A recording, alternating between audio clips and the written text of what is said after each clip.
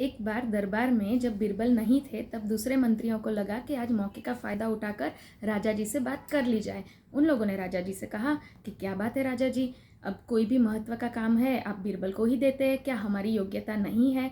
अब राजा जी तो जानते थे बीरबल की योग्यता, पर फिर भी उन्होंने मंत्रियों से बोला कि मैं आपको दे सकता हूँ काम, आप मेरे एक प्रश्न का उत्तर दे दीजिए। अब प्रश्न ये है कि सबसे बड़ी चीज़ क्या है? अब ये प्रश्न का उत्तर आप लोगों को मुझे 2 दिन के अंदर देना है। अगर 2 दिन में नहीं दिए तो आपको मृत्युदंड मिलेगा। उन्होंने बोला ठीक है, लेकिन 2 दिन बीत गए, उन लोगों के पास कोई उत्तर नहीं आया। वो लोग गए बीरबल के पास, बीरबल जी प्लीज़ हमारी हेल्प कर दीजिए।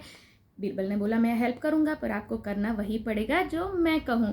उन्होंने बोला कि कल सवेरे आ जाना पालकी लेकर और मुझे अपने कंधे पर उठाकर दरबार तक ले जाना।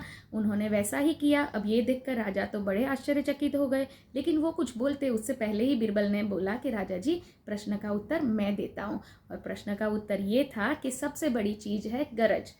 अगर गरज नहीं होती तो ये मंत्री कल तक इनको बुरा भला बोलते थे बीरबल को, तो क्या आज उसको कंधे पर लेकर आ जाते? नहीं आते।